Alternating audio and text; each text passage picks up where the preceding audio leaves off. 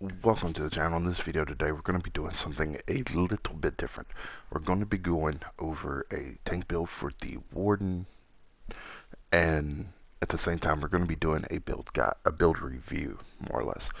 I came across a few Wardens running this setup and it was relatively interesting, so I thought I would bring it to you. Of course mine's a little bit different, but anyways, let's go ahead and jump into it. We have 21.2k max magicka, 36.3k maximum health, and 22k max stamina. Our magic recovery is 1.5. Our spell resistance is 22, and our physical resistance is 22.2 unbuffed.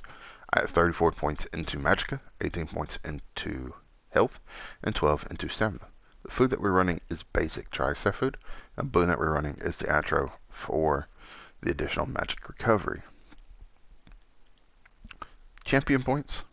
We have 20 into Warlord, 23 into Sprinter, and 24 Bashing Focus, 64 Arcanist, and 64 Tenacity, 14 Tumbling, 61 Shadow Ward. You'll find out soon enough why this is so high.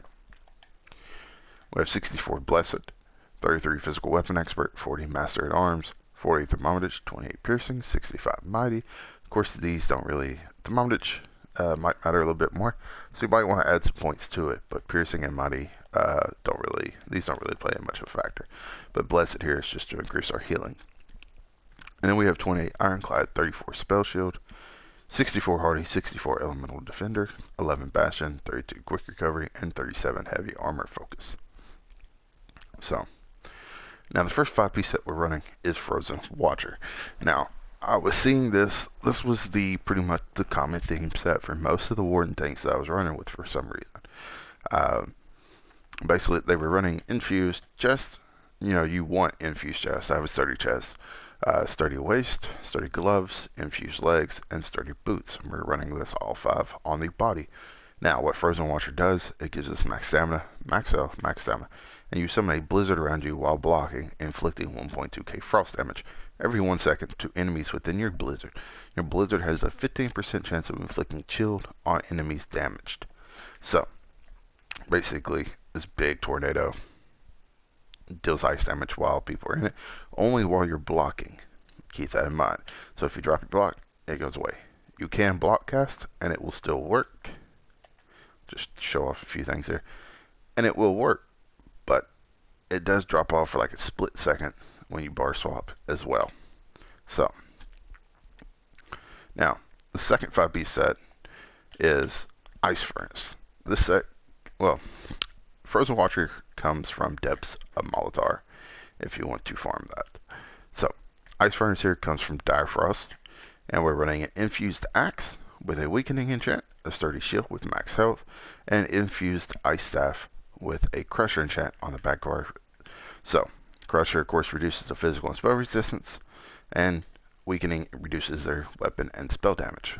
So, this set is probably one of the easier ones to farm to compare with Frozen Watcher. And then we're also running it on the jewelry with magic recovery. Another set that the main 2 sets, this wasn't one of the sets I saw people running with. I came across one that was running Battalion Defender with this Frozen Watcher for some extra heals.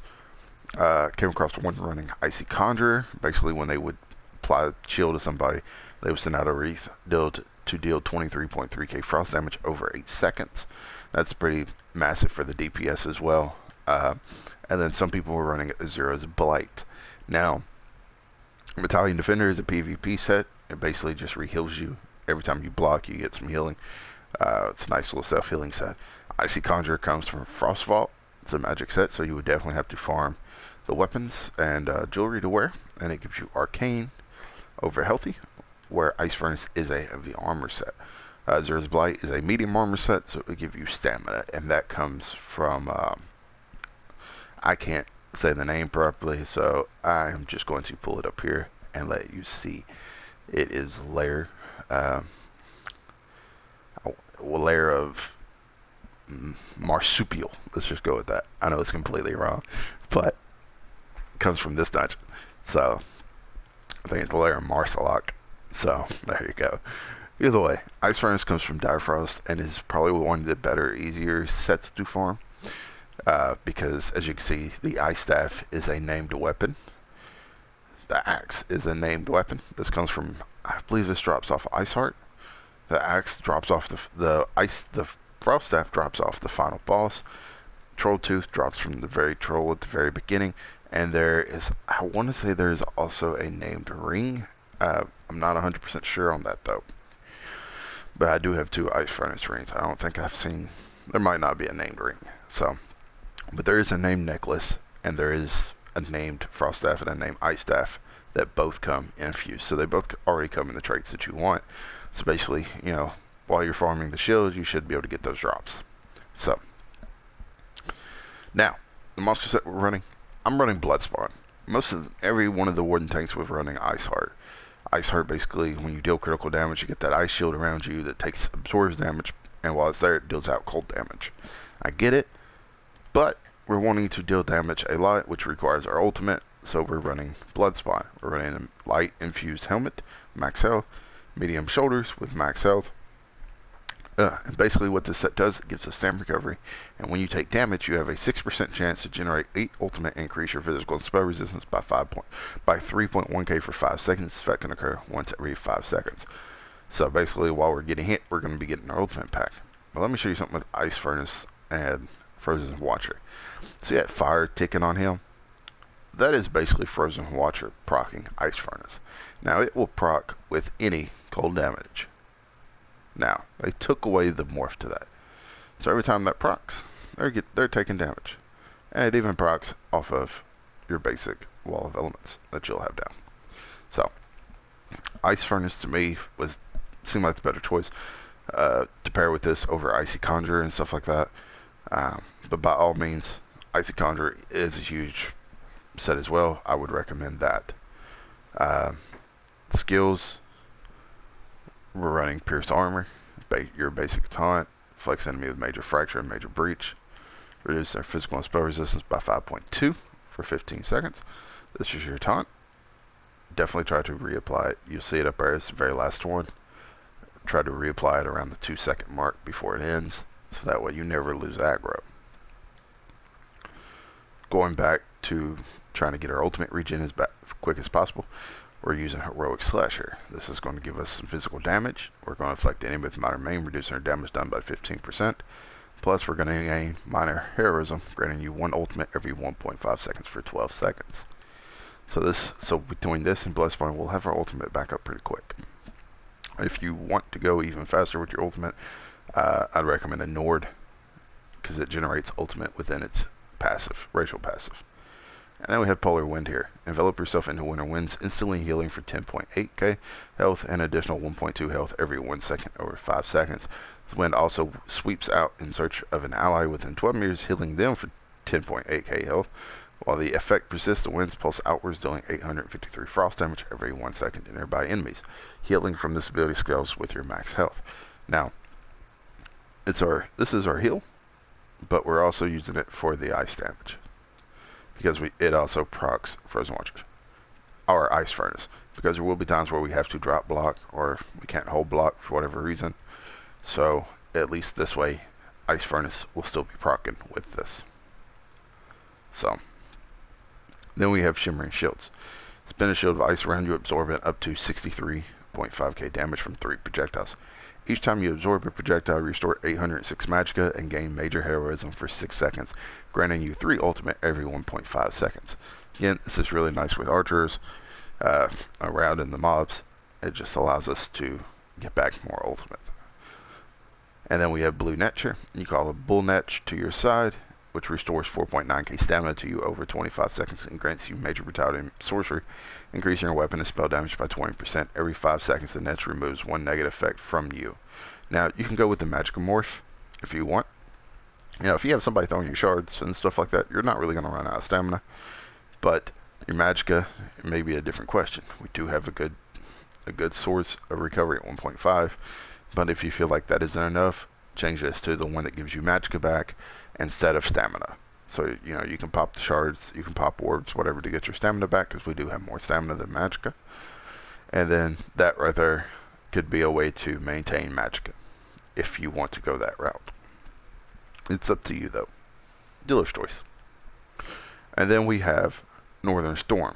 Twist of Violent Storm around you, dealing 2.5k frost damage every 1 second for 8 seconds to enemies around you and reducing their movement speed by 40%, and increasing your max magic by 9% for 30 seconds. You and nearby allies gain major protection, reducing your damage taken by 30%. So basically, it's a 10 meter radius, costs us 194 ultimate. Between Heroic Slash to get our ultimate, plus with this absorbing arrows, we're going to get our ultimate pack relatively quickly, and then we can just continue to spam Northern Storm. It is a huge ultimate that is basically going to deal out a lot of ice damage. So we have a lot of frost damage coming out of this build, as well as some fire that can go off every second from the ice due to Ice Furnace. And Ice Furnace will hit every enemy around, so it is relatively nice. So if you pull a big mob, all it takes is proccing on one, it's going to hit a ton of people. So over on our back bar, we have Inner Fire. This is the first morph. I haven't morphed this. To be honest with you, I wouldn't even use Inner Fire at first, but as I started to do I did dailies with it and stuff like that, I found that I still wanted that range taunt. So you don't necessarily have to morph this. By all means you can, but that is up to you. Maybe I did morph this. I think it should be, Inner Rage might be the first morph. This might be the right, I don't know, I'm having a brain fart right now. But either way, Inner Fire ignites fires of hate in enemies hard, dealing 2.2k magic damage, time them to attack you for 15 seconds. At range, the ally targeting the target enemy has a 50% chance to activate the Radiant Synergy, dealing 4.5k magic damage to them over 3 seconds, then an additional 4.5k magic damage to them and other nearby enemies. So it's just another way for another AoE. And basically, as you're far away, you can hit. Now, this is not going to put Major Fracture and Major Breach. So when you taunt them and they come to you, make sure you hit them with Pierce, so that way their resistances are lowered. So just keep that in mind. Now, we're using Frozen Device here. Summon Ancient Portal, which arms after 1.5 seconds. When triggered, the enemy is teleported to you and immobilized for 3 seconds, dealing 3.4k frost damage, and inflicted with Major Maim, reducing our damage done by 30% for 4 seconds. So for the most part, we're going to have major protection from this, and we're also going to get Major Maim for Frozen Device. We're going to have up to 3 Frozen Devices active at a time. So I'm using this over Silver Leash, because basically what it does is that, one, kind of looks cool. I like the paw. And on top of that, when somebody steps in, it gets teleported to you. They get Major Maim, but they also take frost damage, which will also proc Ice Furnace for us. So, and then we have Blockade of Frost. Slam your staff down and create an ice barrier in front of you, dealing 619 frost damage to enemies in target area every 1 second, reducing their movement speed by 40%. Chilled enemies become frozen and are immobilized for 4 seconds. Now, as you can see, it's big. We keep this down because it allows us to keep Crusher up on the boss. That's pretty much it. That's all it is. It's a massive little target that will apply Crusher. And the reason why we run Weakening on our front bar and Crusher on our back bar, as long as it's down, you'll see Crusher right there. Plus you'll see Ice Furnace proc. So every time it ends, it restarts. But we keep Weakening on the front bar, so we can have this up, and it will keep resetting each one. So, and that is the main focus, is that we want these to be reset. The Weird Looking Head one, there you go. The first two are the Weakening enchant and the Crusher. Well, the Crusher enchant and now the Weakening enchant. That's what we want. We want those up at all times, so that is why we run 2 different enchants on our weapons, just for that reason. Now, we have Fetcher Infection. Unleash a swarm of Fetcher Flies to relentless attack an enemy, dealing 6.8k magic damage over 10 seconds. Every second cast of this ability deals 50% increased damage. This is why, and then the Fetcher Flies rip through the enemy's flesh and inflict them with minor vulnerability for the duration, increasing their damage taken by 8%. Originally, I was using the Stamina Morph, but the second cast doing more damage kind of enticed me to use it instead. So let me see if it will. Alright, it doesn't show. So, but you'll see, you'll have the buff down there on your map, not on your map, but right above your health bar there, that will show you that the damage will be more the second time around. Plus, it applies minor vulnerability, so the enemy will take 8% more damage. No need not to have this on your back bar. At least on your back bar. And Then we have Ice Fortress. This is basically going to be our major resolve buff to increase our physical and spell resistance by 5.2, and we gain minor protection, reducing your damage taken by 8%. In this setup, we have minor maim,